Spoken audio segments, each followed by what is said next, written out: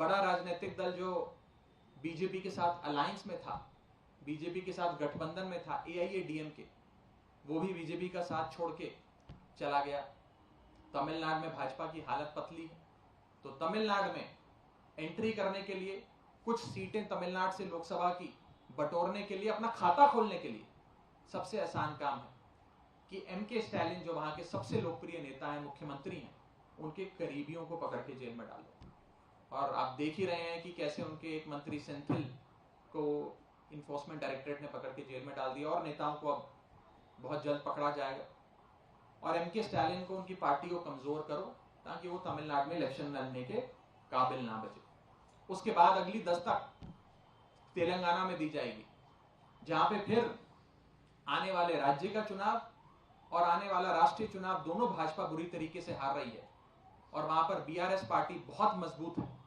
तो BRS party को दौड़ से हटाने के लिए BRS के शीर्ष नेतृत्व KCR और उनकी बेटा और बेटी को अरेस्ट करने की तैयारियां चल रही हैं। इसी श्रृंखला में आखिरी दस्तक जो दी जाएगी वो महाराष्ट्र में दी जाएगी। महाराष्ट्र वो राज्य जहां पर भाजपा ने शिवसेना के साथ मिलकर और शिवसेना के भरोसे 2019 में बहुत शानदार प्रदर्शन किया, बड़ी सीटें बटोरी, लेकिन जब से शिवसेना ने भाजपा का दामन छोड़ा, अपने रास्ते गई, तब से भाजपा वहां कमजोर हो गई। और आज जो बैकडोर से महाराष्ट्र में सरकार बनाई है, उसके चलते लोगों का प्यार, आशीर्वाद और सहानुभूति सब उद्धव ठाकरे के साथ और उनकी पार्टी और उनके गठबंधन के साथ है।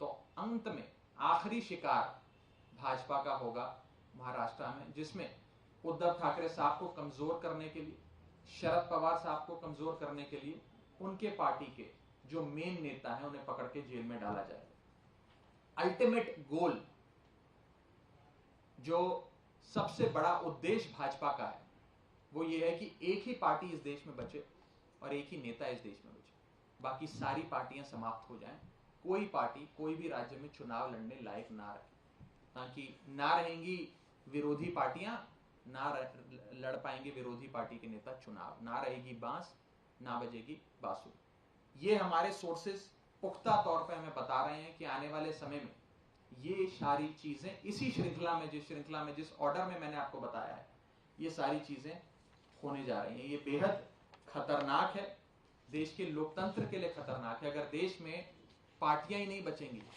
नेता जेल में डाल दिए जाएंगे, नेता ही नहीं बचेंगे, फ्री एंड फेयर इलेक्शंस ही नहीं होगा, लोकतंत्र ही नहीं बचेगा, तो हमारे देश की जो नींव है वो हिल जाएगी। हमारे देश की इमारत जिस नींव पे खड़ी है वो नींव नहीं बच पाएगी। एक बहुत खतरनाक खेल देश के लोकतंत्र के साथ खेला जा रहा है। इसकी चिंता आपको भी है, हमको भी है, और 135 करोड़ भारतीयों को है। इस संदर्भ में कोई सवाल पूछना चाहते हैं तो आप पूछ सकते हैं। राघव, सवाल यही है कि क्या कल अरविंद केजरीवाल के सामने पेश होंगे या नहीं, क्योंकि अभी तक कोई क्लैरिटी नहीं दिख रही आप लोगों की तरफ से। देखिए, 2 नवंबर को माननीय मुख्यमंत्री अरविंद केजरीवाल जी को समन भेजकर एनफोर्समेंट डायरेक्टरेट ने बुलाया है।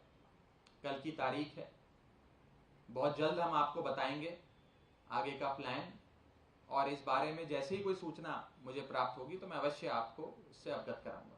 सर, आपने जितनी पार्टियों के नाम लिए, जिन नेताओं के अरेस्ट होने की संभावनाएं जताई, वो ज्यादातर वो दल है जो इंडिया गठबंधन में क्षेत्रीय दल है।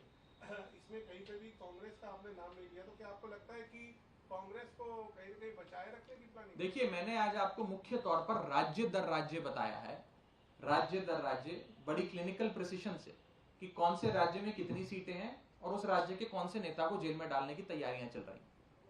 इसी श्रृंखला में कांग्रेस के नेताओं के नाम से ही मैंने प्रेस कॉन्फ्रेंस शुरू करी, जिसमें मैंने शुरुआत में ही सोनिया गांधी जी, राहुल गांधी जी का नाम लिया, पी चिदम्बरम साहब का नाम लिया, और एक नाम मैं लेना भूल गया।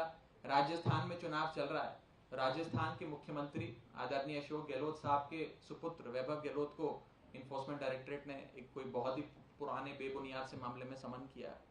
तो जिस प्रकार से एजेंसियों का इस्तेमाल किया जा रहा है, ये चिन्हित कर जो मुख्य नेता हैं, जो वोट बटोर सकते हैं, जो वोट गेटर हैं, जिनके नाम पर वोट पड़ता है, उन्हें पकड़ के जेल में डालो। दिल्ली में किसके नाम पे वोट पड़ता है?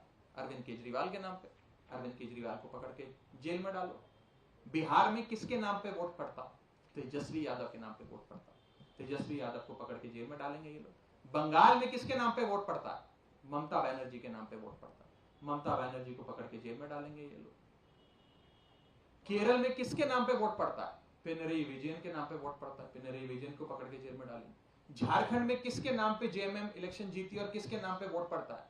झारखंड में हेमंत सोरेन के नाम पे वोट पड़ता है, हेमंत सोरेन को पकड़ के जेल में डालेंगे ये लोग।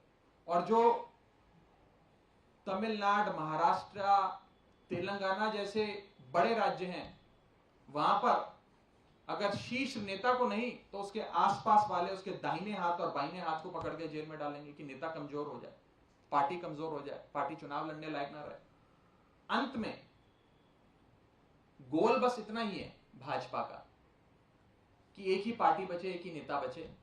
रेस में अकेले भाजपा दौड़े तो अवश्य तौर पर, निश्चित तौर पर भाजपा ही रेस जीतेगी। बाकी कोई रेस में दौड़ने लायक बचे ही ना, भारी ना बचे, सबको जेल में डाल दो। ये मोटे मोटे तौर पर प्लान। आपने कहा कि जैसा कि आपका दावा है, अगर गिरफ्तारी होती है तो पार्टी की व्यवस्था का क्या होगा, सरकार कैसे चलेगी?